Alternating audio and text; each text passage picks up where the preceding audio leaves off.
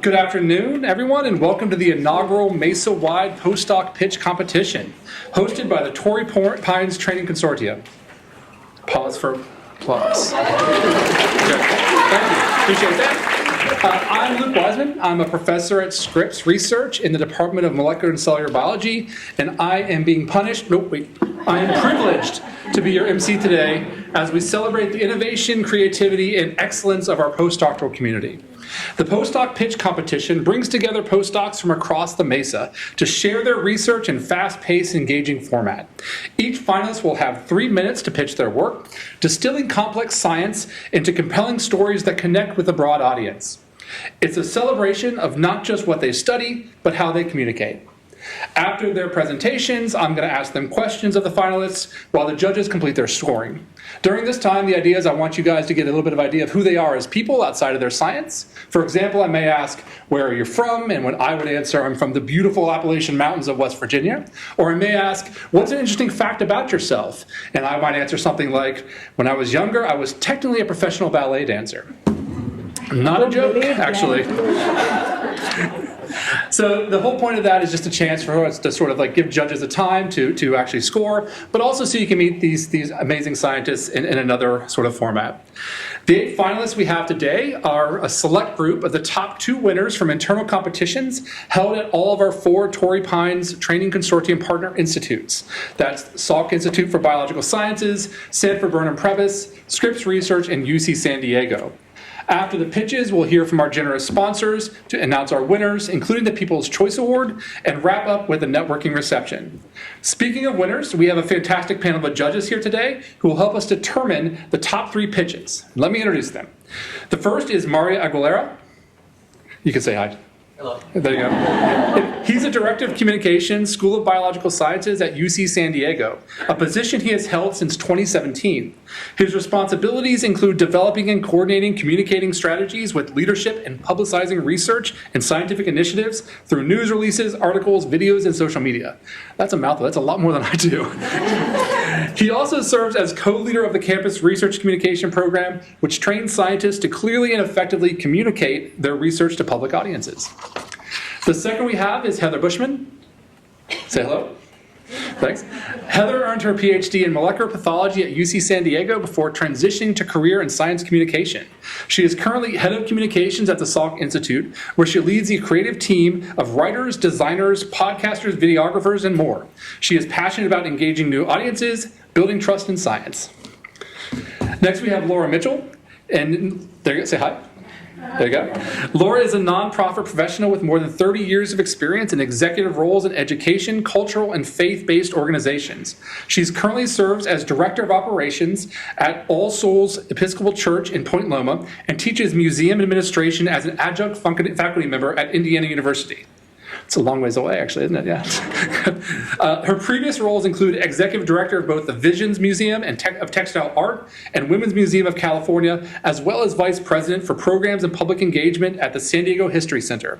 She holds a BA in economics from Pomona College and PhD in history from Yale University. We have Jeremy Pyle.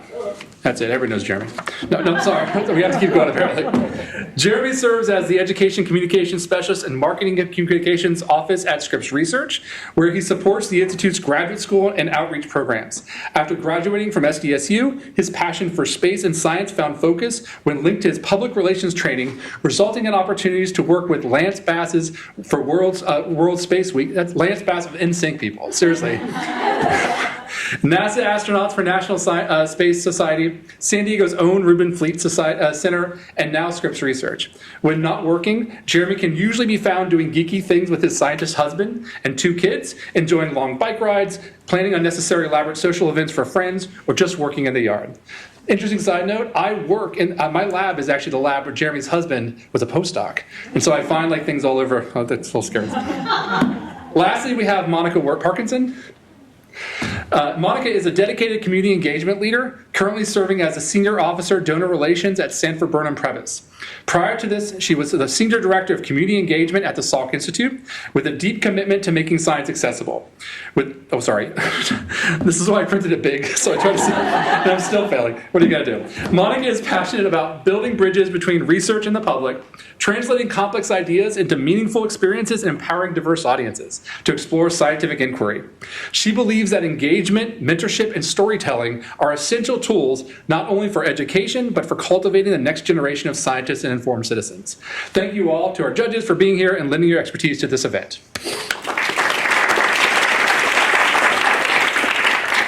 With those qualifications, you guys a little bit more nervous now? Nothing? We're doing that? Okay, fair enough. And to our audience, your voice matters too in this. So be sure to vote with your favorite pitch using the QR code displayed on the side screens. I was supposed to do that, it said. Voting will begin at 4 p.m. and end at 4:30. The People's Choice winner will be announced during the awards, and that's decided by you. So please do vote and participate. Are there any questions? I'm going to assume not, so we're going to kick this off. Now, I want to say, this is one of the coolest things about the script. They wrote a very long script for me, which is probably smart, because I will go off topic as I am right now. But one of the things they did is they actually had all of the contestants write their names out phonetically, so I have to try to get it right. It puts an enormous amount of pressure on me. And I have to say, so I'm going to do the best I can, so although I have to say some of them they're pretty obvious, and they're still phonetically spelled out. But the first one we have is Irene Lopez Gutierrez, who's talking a talk about a surprising link between immune memories and life memories.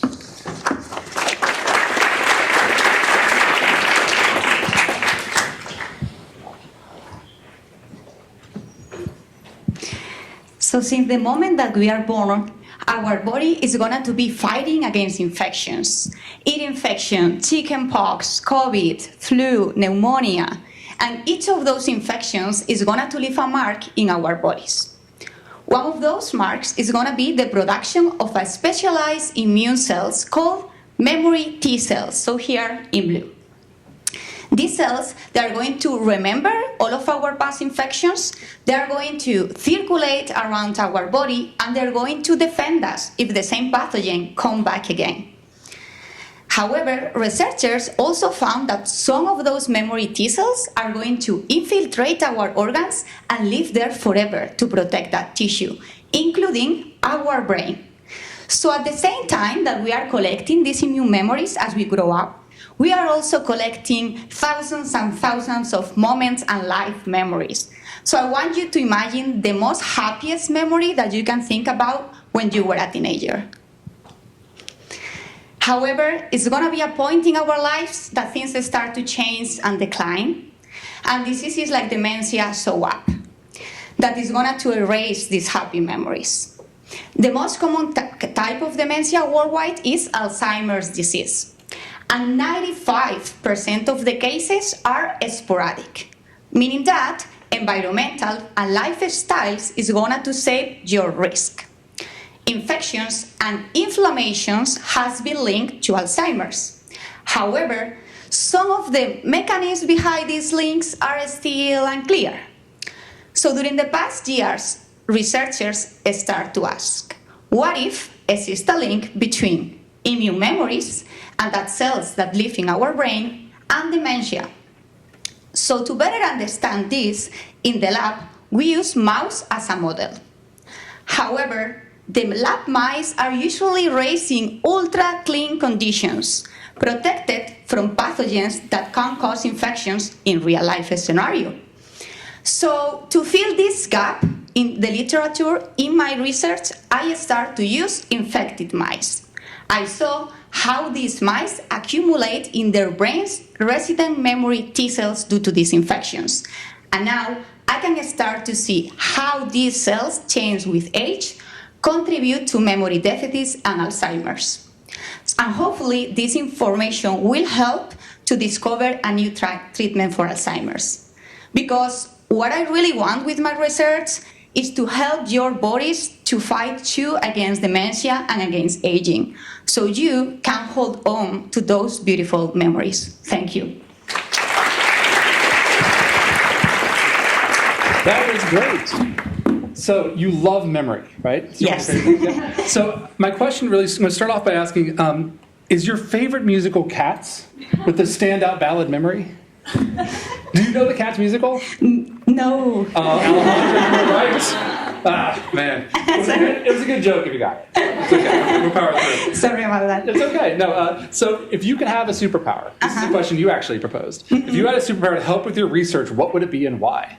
Yeah, I thought about that a lot of times, and a lot of moments when I doing my research, I always thought, oh gosh, I hope I could clone myself. I always think about this because sometimes your brain runs faster than that you can do with your hands, and you have these million crazy ideas, but you can only focus in one or two. So I always thought, okay, I wanted to clone myself, and these minions can do all of this work while I'm also like enjoying on holidays, maybe. That brings up a lot of questions about like where the consciousness is, right? But also, I can imagine cloning myself. My lab would not be terribly happy with that. So it's probably best if we keep the whole cloning away from that.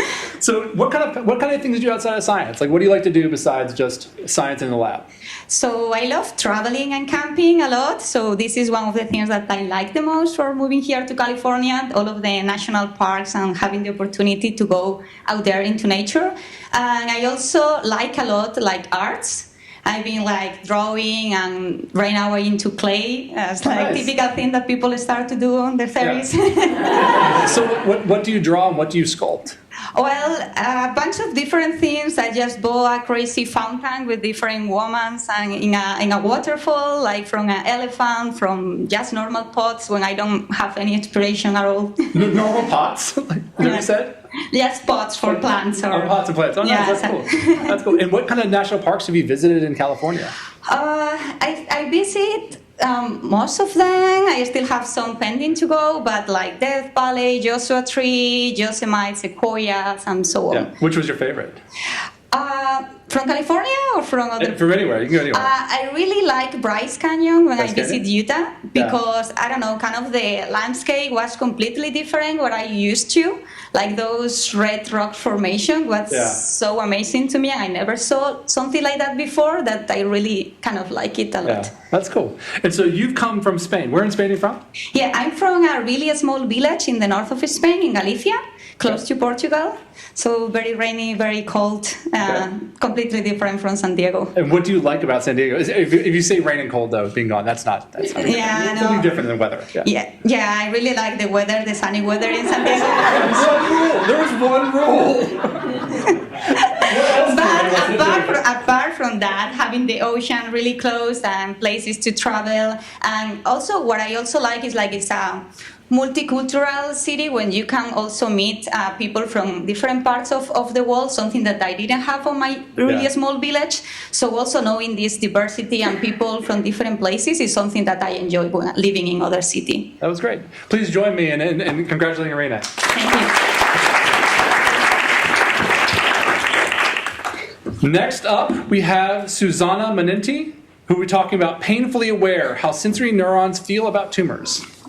You're laughing, which means I got it right. Yeah, no. So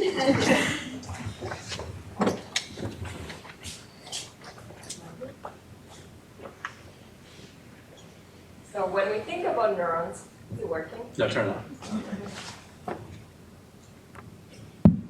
Sorry. When we think about neurons, what is the first thing that usually comes to mind? It's probably something about your brain, right? What we don't often realize is how neurons can actually help us fight cancer. Sensory neurons are a special type of peripheral neurons that live outside of your brain, and they innervate every single tissue in our body. They have terminals in the periphery, such as in the skin, where they can sense different types of stimulation, such as the presence of tumors.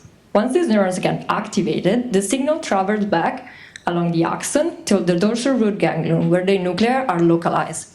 And then eventually the signal keeps traveling back to the brain, where it's then translated into the pain sensation. So since most solid tumors are innervated by sensory neurons, but their role is still not clear, my project focuses on exploring the communication between sensory neurons and tumors. So we have three main goals. The first one is to identify which sensory neurons do what. Some might help the tumor to grow, and some might try to stop it. And there are 12 to 18 different subtypes of sensory neurons. So to understand that, we use single-cell RNA sequencing, and you can think about it as a smoothie. So there are many different fruits that are blended in this smoothie, but you want to go back and find exactly which fruit went inside the blender in the first place. Second, we want to know how this neuron got there and which one are really the one innervating the tumor. To understand that, we use special tools such as retrograde tracers or adeno-associated vector that we inject directly inside the tumor, and then they travel back along the axon to the dorsal root ganglion where we can isolate them and study them. So we're playing the detective role here. We're following back the red strings among different clues until we find the main suspect. And finally, we want to know who the neurons are talking to. Are they talking to immune cells or stromal cells or any other type of cells in the tumor microenvironment? To understand that, we engineer a neuron to express a special receptor on their surface so that whenever a neuron is in close contact to another cell, these cells get tagged. So then they're easy to identify and study. So you can think of neurons like playing paintball or doing a color run. Whenever they're very close to another cell, they splash them with color, so then they're easy to spot on. So completion of this project will hopefully make us understand how neurons really feel about tumors and implement and improve current cancer therapies. So the next time that you're thinking about neurons, don't just think about your brain, but think about how the same cells that make you feel the world around you can actually help us cure cancer. Thank you. That was great. So, you do immunology, you do neuroscience in your lab, all kinds of different things. So you must have lots of collaborators. So I'm curious, who is your lab's favorite collaborator and why is it me? I would say it's you, because you have the most shared graduate student with our lab. It feels like it went by default, but I'm going to take it nonetheless. And also because we're secretly stealing a lot of your equipment. But not very secretly. Okay, so you came from Milan, right? Yes. And you came to San Diego. Many people call San Diego the Milan of the U.S. I think it's a pretty good statement to say. I'm going to start it one way or the other. What was one culture shock you had by moving from Milan to San Diego?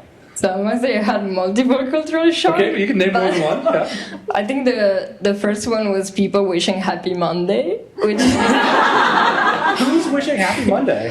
everyone at Cargo Cafe wishes you Happy Monday. In Milan, everyone is just mad and trying to avoid each other on Monday morning.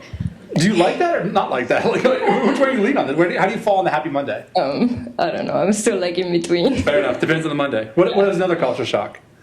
I don't want to hurt feelings. It's okay. Go ahead. I think we're well past that, Susanna. No, it's just how people dress up. I guess here it's very common going around in leggings all the time. I'm not wearing leggings, so it's fine. Yeah. I mean, you're from Milan, though, like one of the fashion capitals of the world. And San Diego is, more relaxed, I think. It's just which I'm happy about. I can wear shorts most days, which is quite convenient. That's right. Okay, so is there something that actually you do all these different things all the different time, right? Like, what keeps you up at night then when you're worrying about tumors, cancers, all these different things? What's the thing you worry about all the time?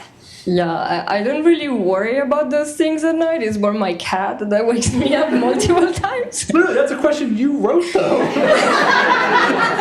Yeah, and the answer was my cat. It's the cat. It's completely unrelated. Fair enough. You do you. Why does your cat? What are you worried about your cat? No, I'm not worried. Is that him trying to wake me up? Oh, he just wakes you up. I see. Yeah. When I was a kid, I used to have a cat that sit on my chest and wake me up by scratching my face. I'm not a cat. Not cute. Would you say cute? That's not good at all. I'm assuming the cat was cute. No, it was mean. It would give us live animals to have and stuff. It was great. So basically, what's your go-to way to hit pause and recharge? You're doing all this stuff all the time in the lab. I see you in the lab all the time. You always have me coming and bothering you, asking all week. I asked if she was nervous. So what do you do to calm down and sort of so San Diego is great because you can always do outdoor sports. So I play a lot of tennis, even if it's very bad for your mental health. If you play tennis, it's bad. What just happened? I really like doing yoga, and that's really how I relax. And that's great. Pause. Yeah. All right. Well, thank you very much, Susanna. Please join me in congratulating Susanna. I have to say, sorry. The next one we have is Aalok Varma, who's talking about ancient octopus viruses on the eve of discovery. Thank you. So when you hear the word virus, I bet you think of diseases and pandemics. Well, I don't fault you for that, but viruses are actually much more than just agents of illness. They're an integral part of who you are. Roughly 8% of your DNA is viral in origin. These regions are called endogenous viral elements, or EVEs for short. They are remnants of ancient infections that once made our ancestors sick, but now keep us alive. Think of them like that relative of yours who overstays their welcome, but then helps you out with your chores. Now, viruses infect all living things. So naturally, EVEs are found in all organisms too, including the cephalopods that I study. Cephalopods are squids, octopuses, and cuttlefish, and I think they're absolutely fascinating creatures. Not only are they adorable, but they can also use tools, rapidly change their skin color to camouflage with their background, and they even seem to be adapting to climate change. What's more, we found a rather unusual EVE hidden in their DNA. This EVE is related to the adeno-associated virus, or AAV, which is a small, harmless virus. Many of us in this room, and even on the live stream, might be infected with it right now without knowing it. AAVs are so harmless, in fact, that they are routinely used in gene therapy, that is, to treat genetic disorders. So what's a gene therapy virus doing inside a cephalopod? Now that's the million-dollar question that I'm trying to answer. So far, the only big clue that I have is that this viral gene is active in the brains of these animals. So could it be that this humble EVE is what makes them as smart as they are? Well, that's the hypothesis I'm trying to test by deleting this EVE from the DNA of a cephalopod and asking what happens to its behavior as a consequence. Independently, though, I'm also testing the possibility that this quote-unquote virus could be used in gene therapy in cases where traditional AAVs fail. We're a long way from that for now, of course, but I fondly imagine a day when an ancient octopus virus can help save modern human lives. So, the next time you think of a virus, I hope you don't just think of diseases and pandemics, but of the viral genes that are quietly at work inside you, me, and our clever cephalopod cousins, and how we just might be on the eve of a big discovery. Thank you. That was great. So is it octopuses or octopi? It's octopuses, yeah. I don't know why it always disappoints me, but But it is octopuses. Yeah, when I started working with them, I also used to call them octopi, and then someone corrected me and said, no, it's octopuses. The origin is Greek or Latin or whatever. I don't remember which, but it's octopuses. It's way more fun to say octopi. Yeah. So one of the things that you wrote down as a question, which I love, is you enjoy outside of research. One of the things you like doing is watching TV shows. Okay. So what is one of your favorite TV shows, and what do you like about it? I actually didn't write that question, but yeah, it's been something I've been thinking about. Did you write these? No. I was told you guys wrote them. Oh, sorry, No, I just wrote that I like TV shows in my bio. Oh, fair enough. This is one of the questions that came up, but My bad. that's okay. But I thought about this a lot. It's very hard, but my roommate and I was just discussing this yesterday. I think Fleabag is hands down my favorite. Yeah, it's perfect. Hot Priest is good. Andrew Yeah. Scott kills every time. But I feel like it's funny, it's raw, emotional, and yeah, I just love it.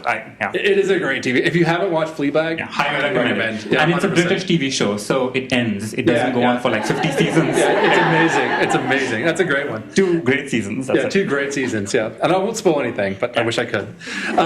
So one of the things you're involved with, too, is something called the Taste of Science. Why don't you tell us about what the Taste of Science is? Yeah, so Taste of Science is this nonprofit that works around several cities in the States, and their goal is to just bring science to the public. So what they do is they host events at bars, typically, and try to get scientists to come and talk about their science to a general audience. So what I do is I just volunteer, and we have events in summer usually, because it's mostly grad students who run this show. So, but we How does that relate to summer? No, it's just that there's so many things going on that we need to just do one brief. Instead of doing events throughout the year, we just do them in one big set in the summer, and the weather is even nicer. So I just volunteer and help organize some of these events, and we also have some online events coming up, so keep an eye out for that. That's great. Yeah, I was about to get mad at my grad students for not working over summer. Apparently, so you saved them. Them. That's great. So what's the favorite place you've traveled to? What made it so enjoyable for you? Okay, so in 2022, I went to London, and I think that was my favorite place that I've traveled to so far. That trip actually was really nice. It was in fall, but it didn't have fall weather. It was really good weather throughout that week Yeah. that I was there. So I could walk around a lot and see a lot of different places. And I think they've used all their money well. It's taken a lot of centuries to collect all that money, but it's been well used. Yeah. Their money's an interesting statement. But yeah, that aside, jokes aside, I also met interesting people, made new friends, and went for a Halloween party, and and used public transit. Oh my God, yeah. So yeah, it was really good. That's great. Please join me in congratulating Aalok. Thank you. Next up, we have Jasmin Revanna, who will be giving a talk titled Wrong Turn Off Memory Lane, How ApoE4 Drives Us Alzheimer's. Can I get a show of hands if you know someone suffering from Alzheimer's disease? Now, what if I told you 60% of those people carry the greatest genetic risk factor for Alzheimer's, ApoE4, yet we still don't fully understand how it contributes to Alzheimer's? ApoE4 is one of 3 forms of ApoE arising from genetic variants.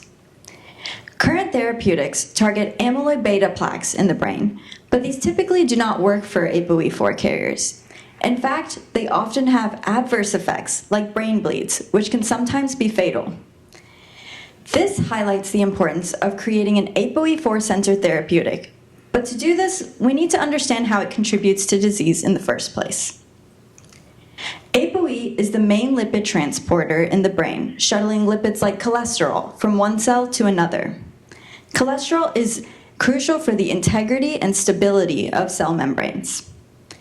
ApoE is highly expressed in the glial cells of the brain, and we sought to understand how ApoE4 impacts microglia, the immune cells of the brain.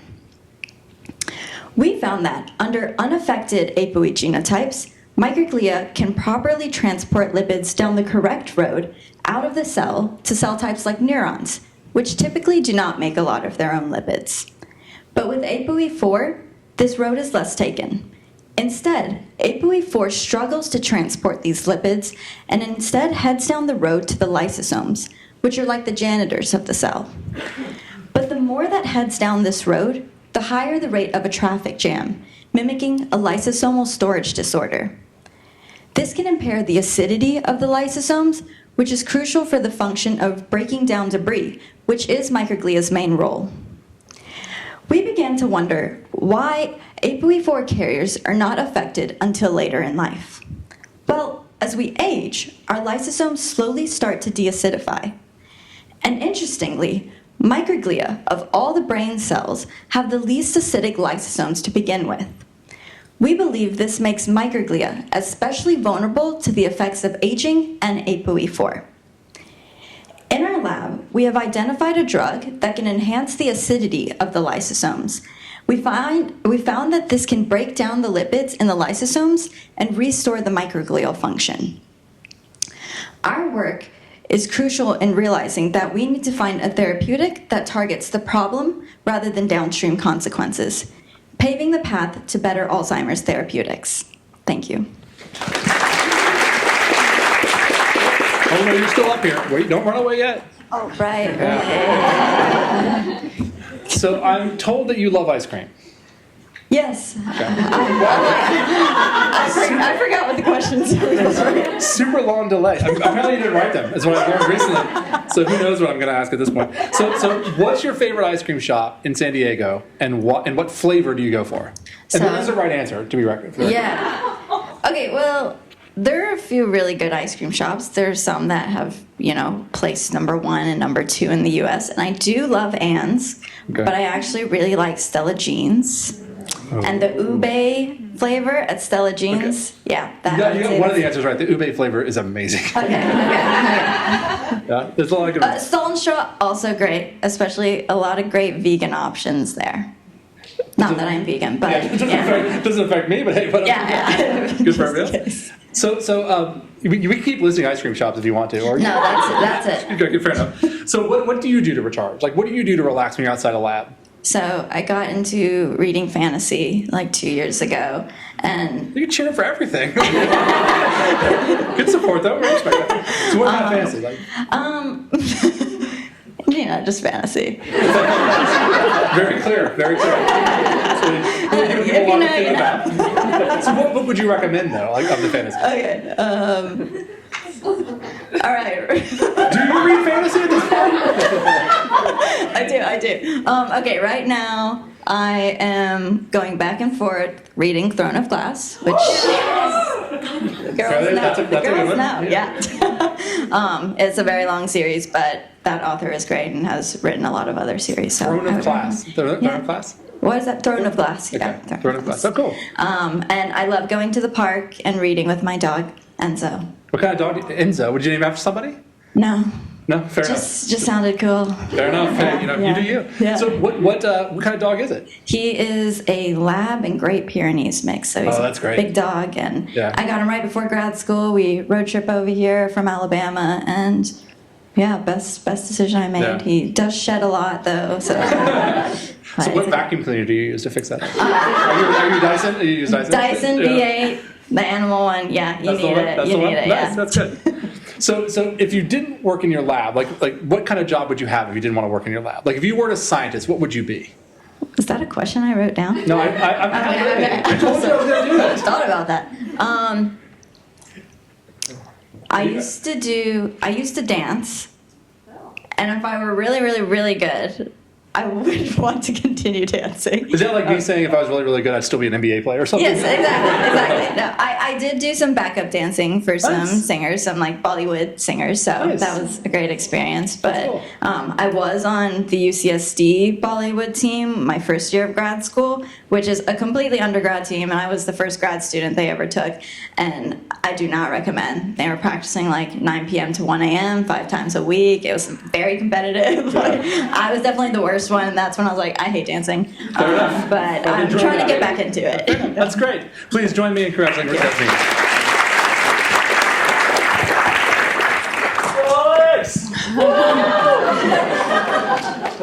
Please save that for the end. Our next is clearly Alex Houser, and she'll be talking about turning off your. I was going to walk away, and that was me a joke, but it's okay. Turning off your brain. Yeah. Oh, that was good. For most people, if you told them there was a way to permanently turn on their brain, they'd probably be pretty excited. Probably start thinking about all the different ways they could multitask, like, finally, now I can wash dishes, write emails, and rewatch all 9 episodes of Star Wars at the same time. But in reality, turning off your neurons is just as important as turning them on. And that's because for us to think complex thoughts, like listen to what I'm saying, while simultaneously thinking about when this will be over so you can go to the happy hour after, it's not just on signal to on signal from neuron to neuron. It's actually a repetition of on and off signals, a sort of neuron Morse code that allows us to have these complexities of thought. And so that's what I'm really interested in studying. How do neurons change this Morse code from different types of neurons and with aging and disease? And one of the key players in this is a protein called the voltage-gated potassium channel, which is a very long name and a lot of squiggly lines. But what I really want you to take away from here is these are made up of 4 different components. And depending on what components it is made up of, it changes how it acts.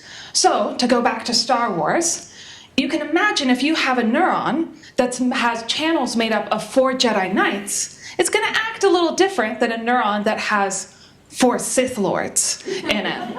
But it's even more nuanced than that. If you have channels that are made up of the same 4 characters, the arrangement can change how they interact. So Anakin Skywalker is going to act a lot different when he's associated with Obi-Wan Kenobi than when he is associated with Chancellor Palpatine.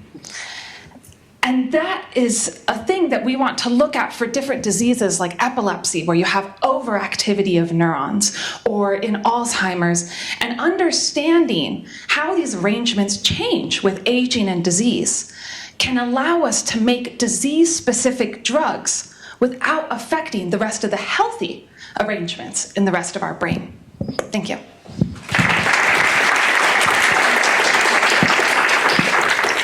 I'll ignore the blatant kissing. I was named after Luke Skywalker, actually. Wow. My dad was a big Star Wars fan, so here I am. My first name's actually Rocky, so I mean it goes Rockland. Is that like Rocky Horror Picture Show? Or? It's a whole thing. There's no point going into that. So you're into superheroes, I assume, right? Somewhat, yeah. There's like a lot of questions about superheroes here. So I hope you're into superheroes. Yeah. So who is your favorite superhero and why? Probably Sailor Moon. If that We're not more like Avengers at all. We're just Yeah, no, I mean, Right she back there. definitely beat Goku. She has the best powers. Yeah. But also, I like that she shows a lot of vulnerability, but still Yeah. is able to save the world. Yeah, it's a good show if you want to watch it. Yeah. And if you could have Watch any the dub, not the sub. Or sub, not the dub. Yeah, there you go. So if you could have a superpower, what would it be? Can I say lab superpower? I mean, you can do what you want. Sure. I mean, you do you, man. The ability to always know the optimized conditions for each assay I run. I love that one, actually. How can you get that? I know, right? I'm working on it. That's actually my other project. Yeah, really? Yeah. Is it just doing all the conditions and eventually getting there and then writing it down, remembering? That's very cool. And the rest of the time, I'm just hanging out in lab. My PI is like, "How's she getting everything done so quickly?" Yeah, I've got some of those too. So without getting stuff done, yes. Yeah. So how do you relax, as opposed to being in your lab, getting all the optimal conditions worked out, which is all the assays and all the different variables? So what do you do to relax? Pretty boring, but similar to Jasmine, a lot of reading. I consume literature at an unhealthy rate. So what do you read? A lot of fantasy. Can you name a fantasy book? I am also reading through Throne of Glass right now. I'm on book 5. But my first favorite one is probably Tress of the Emerald Sea by Brandon Sanderson. Yeah, it is a standalone book he wrote for his wife, and it's amazing. Oh wow, look at that! A lot of fantasy. Do you watch fantasy too, or just read? No, I mainly just read. Okay. Yeah. Do you go to the park too with your dog? That's a Labrador. I You do just copy her away go afterwards? to the park with my dog, who's a Labrador mix. Labrador with Pyrenees. Border Collie. We're almost the same person. But do you use a Dyson? Do you use a Dyson? Do you use a Dyson still? We don't have the money for a Dyson. Okay, fair but enough. I'm asking for one for Christmas, so. Yeah, look at that. Yeah. So where are you from originally? Actually, not far from here, about 5 hours north in Santa Barbara County. Okay. Yeah. Everyone know Michael Jackson? That was Yeah, where his we're trials familiar. were. Yeah. Oh, not that one. What? Oh, I'm sorry. There's a Michael Jackson here. I thought that was the joke. There's a Michael Jackson at SVP. I'm sorry. There's actually a much more famous Michael Jackson. I'm a little surprised I had to explain this to you. I thought you were going to say, by Neverland. Yeah, no, that's it. It's by Neverland. I used to... Which Michael Jackson are you talking about? Neverland, yeah, it was 15 minutes from where I grew up. Is that what you're talking about, though? Yes, but then I thought you were making a joke about the Michael Jackson at SVP, because everyone always goes, Michael Jackson's here? I thought he was passed. And it's, yeah. That didn't go well for me at all. Well, please join me in congratulating him.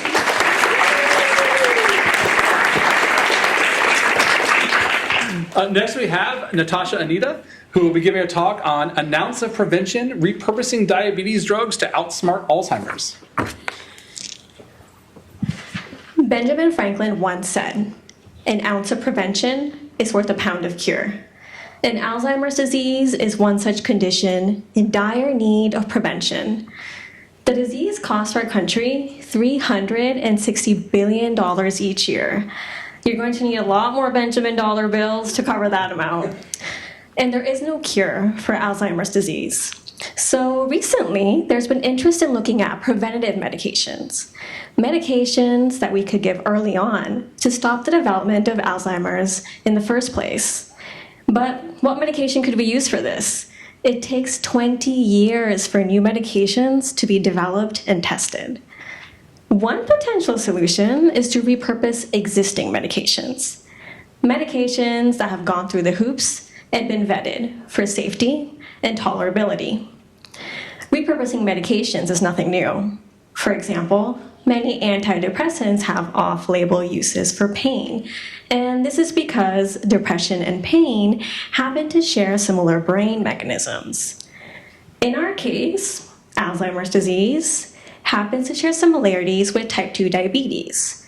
Both show insulin resistance in the brain. So, this begs the question, could diabetes medications be used to prevent Alzheimer's disease? To answer this, my lab recruited 6,000 people without Alzheimer's disease. We asked them about their diabetes medication use and measured their memory and thinking skills using neuropsychological assessments. We did this for 15 years and are now collecting the last bit of data.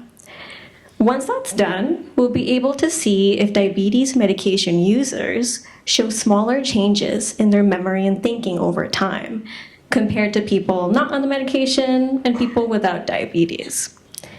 We'll also watch out for people who have more serious changes in their memory and thinking.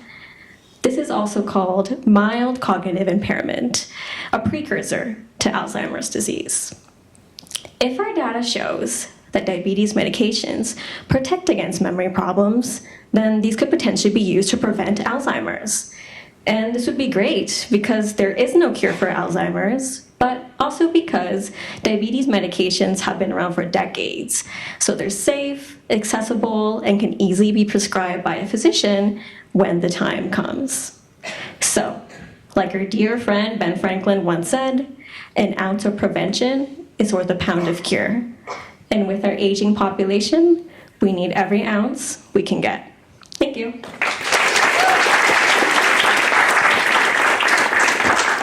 Staring at Ben Franklin got me thinking about the founding fathers. And that got me thinking about what kind of question I wanted to ask you. And my question is going to be, if you had to make a Mount Rushmore of scientists, who would you add and why? Oh, can I add myself? Yeah, you can do whatever you want. You have an unlimited budget. I think we were talking about like funding and how if you donate money, you can name stuff after yourself. Yeah. So I would want my own Mount Rushmore. So No, you don't own the Mount Rushmore. You're going to put your own face up. I would pay money for someone to go do that. Put your face on Mount Rushmore. But I'm the donor. Just you? It's me. Nobody else. Okay, maybe my supervisor, PhD supervisor, and my postdoc supervisor was both great, so both of them. Fair enough. That's a great answer. Actually, that kind of stumped me a bit, if I'm going to be honest. So, if you could share one piece of advice to the next generation of researchers, how about you when you're starting out? Like, what would it be and why? I would say be very flexible and also be very comfortable in not knowing things, because I think that held me back initially. I was kind of scared to admit I didn't know something. Yeah.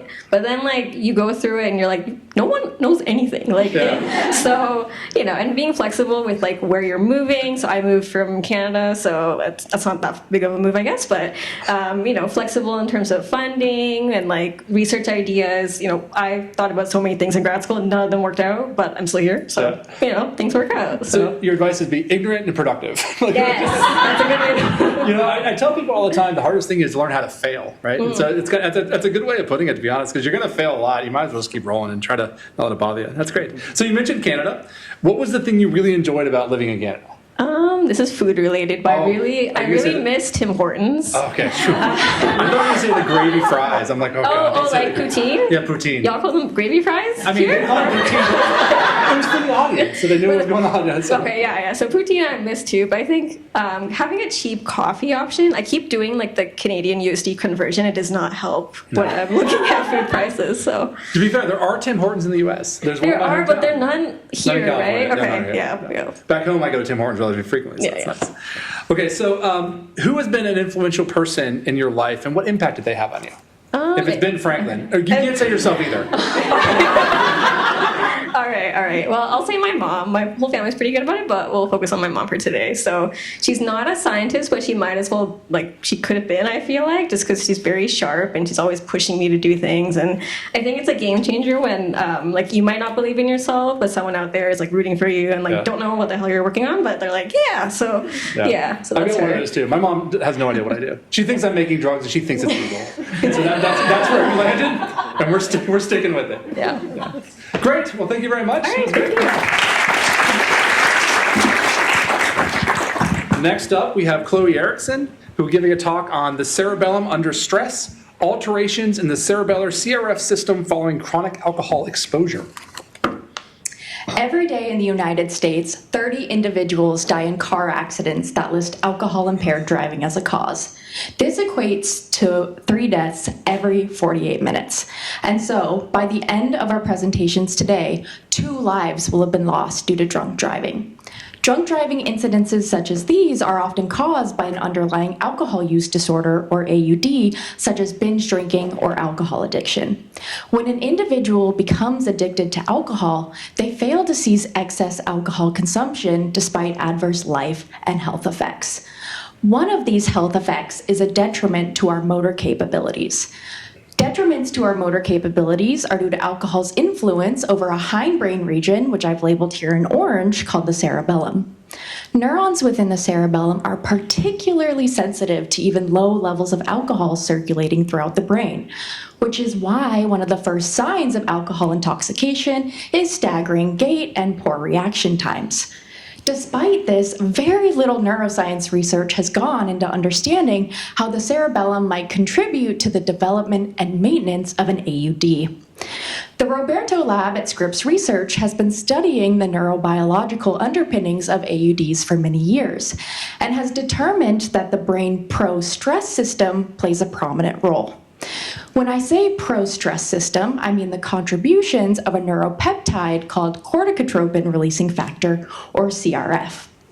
While CRF is traditionally associated with brain regions within the extended amygdala, where it governs reward, reinforcement, and emotional behaviors, recent evidence suggests that there are CRF inputs which target the cerebellum in addition to an abundance of CRF1 positive cell types. Therefore, my goal as a postdoctoral fellow in the lab is to understand how the cerebellar pro-stress system might become maladapted following chronic alcohol exposure. My lab uses a preclinical rodent model to study AUD, combined with patch clamp electrophysiology and RNA scope technology. Exciting preliminary results from my studies thus far have shown that CRF1 positive neurons in the cerebellar cortex exhibit a loss in inhibitory control following alcohol dependence, which persists into alcohol withdrawal. Furthermore, it's a little bit hard to see here, but CRHR1 expression is significantly increased in the cerebellum following alcohol dependence, suggesting that this pro-stress system becomes upregulated following chronic alcohol exposure. Taken together, this supports that the cerebellum might be a ripe target for therapeutic intervention to treat AUDs. AUDs currently have no cure, but if we continue to investigate all of the brain regions involved, we have the opportunity to make our roads safer, citizens healthier, society better as a whole. Thank you. Don't run away. So my understanding is you're quite a competitive tennis player. I am. So my question is, how do you feel about the rapid rise of pickleball in the U.S.? Don't ask a tennis player if they like pickleball. I literally just did like seconds ago. We are not big pickleball fans. First of all, because they are taking over our courts. Also because it's very, very loud. Yeah. And tennis is a very respectful, quiet game. So you're playing your game, and then suddenly the court next to you has all this loud noise going on. It's also a dumb name. I'm sorry. Pickleball? Come on, guys. Yeah. You call it green ball game, whatever you want. All right, so another question I wanted to ask. What is your favorite science myth or misconception that you love to bust? Yeah, so I have a few. The first is always related to alcohol. There were a few papers that came out a while ago that were like, oh, people who drink moderately, 1 glass of wine a night, are actually healthier than those people that don't. And that's because they were saying, oh, the antioxidant properties in wine Resveratrol, are did good. it. Exactly. Totally debunked. Drinking is not good for you in any sense. If you want antioxidants, tell my wife grab a that. handful of blueberries, some broccoli. My wife likes her wine. Don't tell her that. Yeah. The other myth, I think this is perpetuated by science fiction and stuff like that, but we only use 10% of our brain. Totally and completely false. We're using all different parts of our brains all the time. So I'm pretty sure my sister uses 10%. orange cats maybe 10%. God hope she's not watching. So what you probably go to a lot of conferences, right? So what's a conference that you really enjoyed going to, and why did you enjoy it? Yeah, so one of the main conferences we go to in the alcohol field is called Research Society for Alcoholism.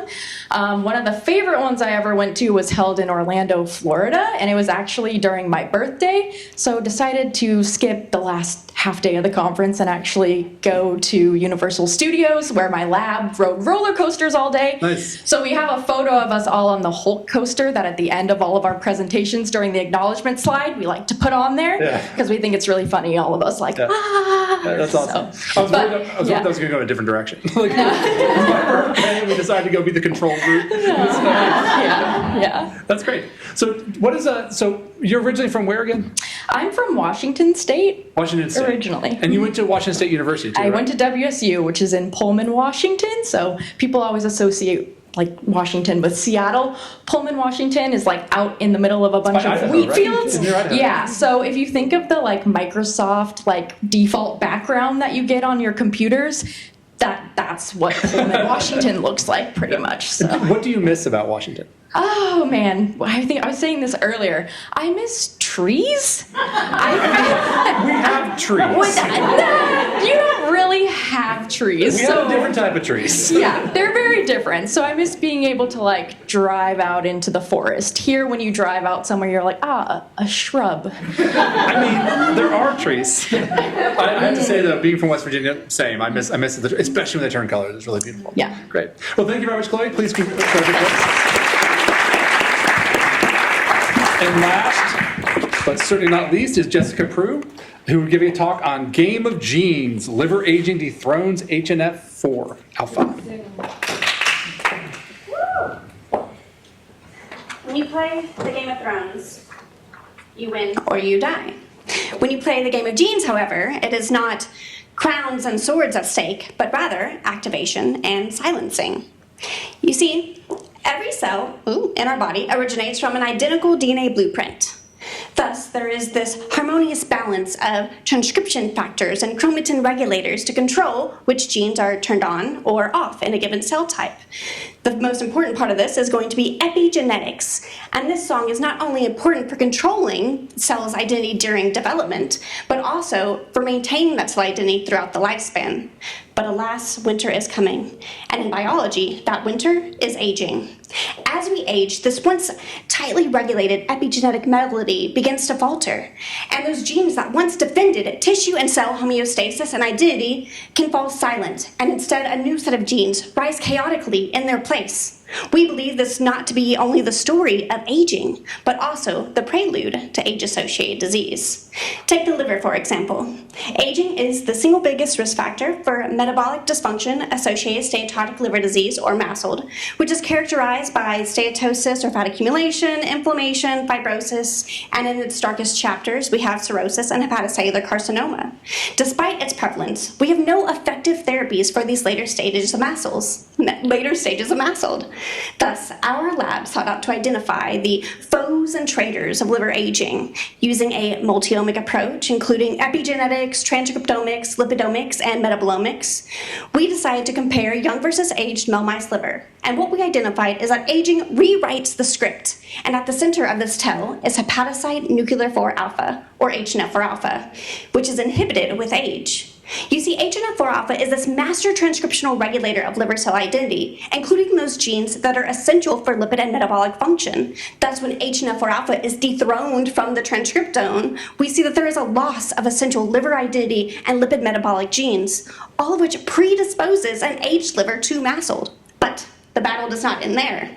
Thank you to scientific discovery and the innovative tools developed from our lab, we are able to restore the reign of HNF4 alpha in the liver using viral-mediated gene delivery tools.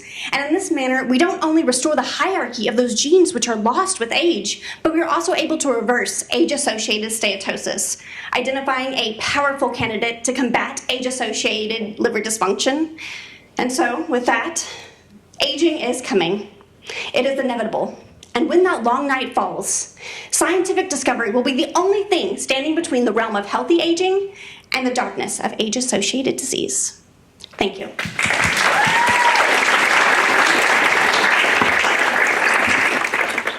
I mostly have Game of Thrones questions. Oh, good. So first off, do you know George R. R. Martin? Can you get him to finish the books? Yeah, I'll call him. Yeah. Seriously though? No. Okay. Who was your favorite king in Game of Thrones and why? Oh my, controversial questions. I mean, there's not a lot of great There's really not. I mean, I guess I just will have to go with Jon Snow, of course. I mean, that's how it ends. So I have to support the story. Does it in that way? I mean, you're right. He's not the actual king. I actually just rewatched this, but I did enjoy Jon Snow, his morals, and just him as a character. Yeah. Too bad it ended the way it did. Indeed. Okay, so we'll get off Game of Thrones. What is your favorite hobby outside the lab? What do you like to do to relax? I'm really into board games. Absolutely love them. I also am into tabletop role-playing game called Dungeons and Dragons. It is one of my favorites. And so What do you say, like, we don't know? We're like, yeah. So Dungeons and Dragons, you're all like these different characters going on quests and doing adventures, battling the evil sometimes, but you just roll dice to pretty much decide how well you succeed in that quest. Yeah. It's a lot of fun. So what's another board game you like? It'd be easier to say what type of board game. What type of board game do you like? I love Wow. puzzle board games or like pattern board games. And so anything with like a puzzle or a pattern, I really enjoy those. That's really cool. So what have you enjoyed most about your postdoc up till now? I suppose it would be being in San Diego, the collaborative aspect of being in San Diego, learning all of these innovative tools that San Diego has to offer.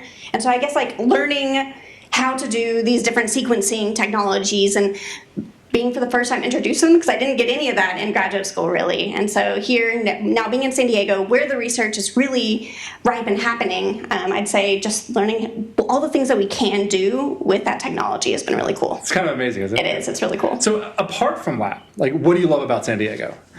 Or do you love anything? I should ask. Sure. I mean, it's Should similar presume. to some of the answers earlier. I love the people, the culture here. It's just phenomenal. I come from Texas, so it's just a completely different atmosphere. And the people in general, the diversity, I love the diversity. And then I also love the collaborative, innovative atmosphere. Yeah. It's really cool, you know, from one neighborhood to the other, all have their own personalities, but they're all really fun, right? Yeah, I love it. And that's one of It's my favorite great. parts about San Diego is I've lived in different places. So why did you decide to be a scientist? It all goes back to Jurassic Park. The tracks. Which one, though? I mean, the first one, yeah. Like you were talking like Jeff Goldblum? Yeah. Okay, just making sure. The very, very first one. So I watched that as a kid, and I was like, this is just really cool, the things that these people are doing. And so I initially wanted to be a paleontologist. I'm not sure you understood the point of that movie. The things we can do with science, man. That was really cool. There were some consequences, but you know, we'll get that later. Indeed. With all things, I suppose. But I fell in love with that movie, and that kind of just propelled my curiosity innately as a child. Yeah, that's great. Yeah. Well, thank you very much, Jessica. Yeah, that's awesome. And now we're going to go on to the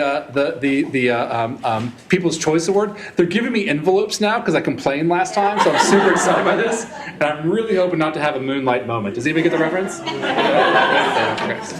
All right, the People's Choice Award. This is written very small. Like it's Dr. Aalok Varma.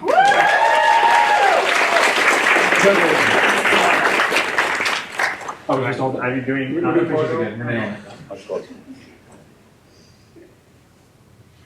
I don't look better closer. Just Great. All right. Now on to the judging.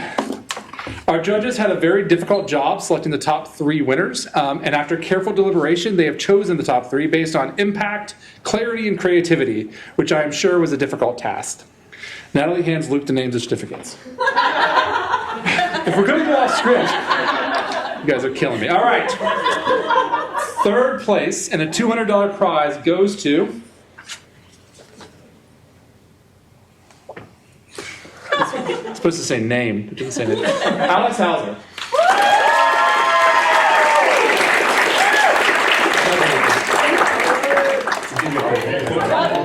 It's the whole thing.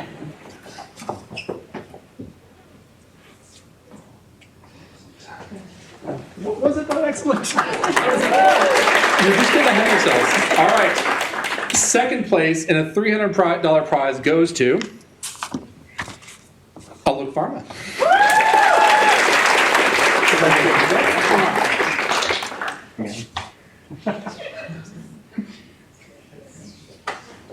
Thank you. And finally, our 1st place winner and a $500 prize goes to... We're sure, right? Okay, just making sure. Double check with the judges. You guys will say something, right? Natasha Anita.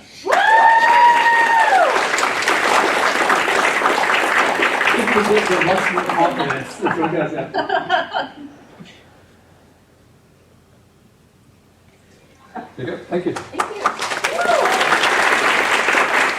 So congratulations to all of our winners and our finalists. I want to also thank the judges, Jeremy, Mario, Laura, Heather, and Monica, who all had the tough job of picking winners from such an incredible lineup of speakers. So thank you very much. Thanks again to our sponsors, Yame Bio, BD, Complete Genomics, Hamilton Company, TriLink Biotechnologies, and Wilson Sonsini for supporting today's events.